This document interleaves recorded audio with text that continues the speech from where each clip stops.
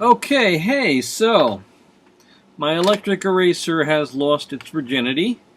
Um, I had a Margaret Randall book, a Margaret Randall poetry chapbook, which was going to Colorado, and I noticed inside the front cover there was, those, you don't see them too much anymore, like the red crayon pencil, like a red grease pencil, where it would have the string that you would pull instead of putting it in a sharpener. There'd be like a string that was raveled around the what would be the lead, but it was like a red waxy composite of some kind.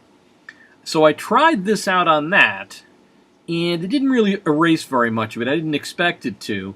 What it did work on was in college bookstores, large inventory bookstores, maybe before the mid 90s, maybe they stopped earlier than that, there was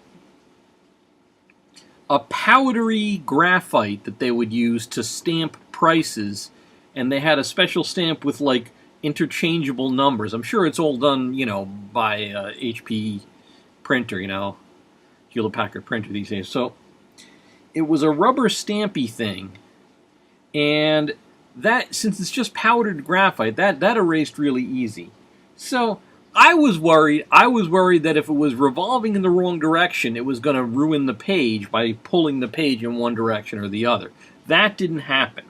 So far, so good with the electric eraser. Now, there's one other thing that I want to show you, and this is kind of a cool thing, is that, I'm wearing my drawers here. I should probably, I'm going to, let's see, how are we going to do this? Here's what we're going to do. We're putting a Johnny Cash stamp over the camera because I'm in my drawers, and I'm going to go get the other item, and then I'm going to come back.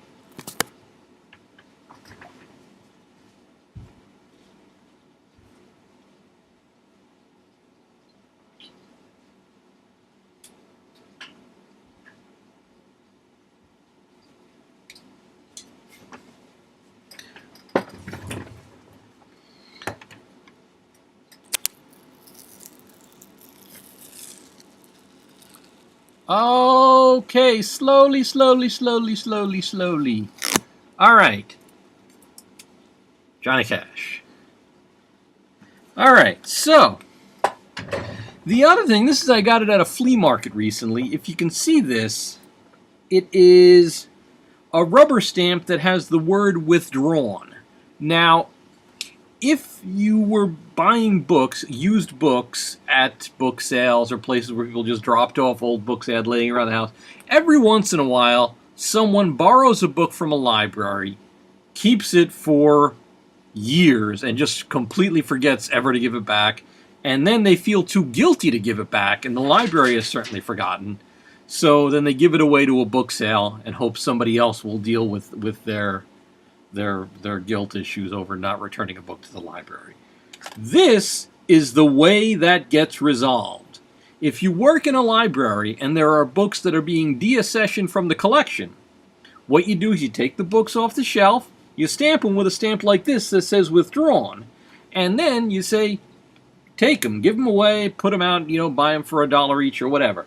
This is so that if I get a book that someone borrowed and never gave back, and if I try and bring it back to the library myself, they're going to look at me like I'm from Mars. This is the thing that I use on that. I haven't had a chance to use it yet, but I got it at a flea market for, I think, $2, and the guy also gave me the refill ink. Now, these, if you know anything about stamps like these, and the refill ink, is the refill ink works like shit.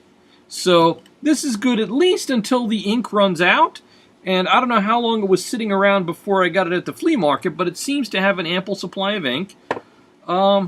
Maybe I'll be lucky with this formulation of the ink. It's not a brand I remember using before, but very often when you try and resaturate it with the ink in the little eyedropper bottle, it just doesn't work. So that's it. I could probably go on, but it's enough. Take care.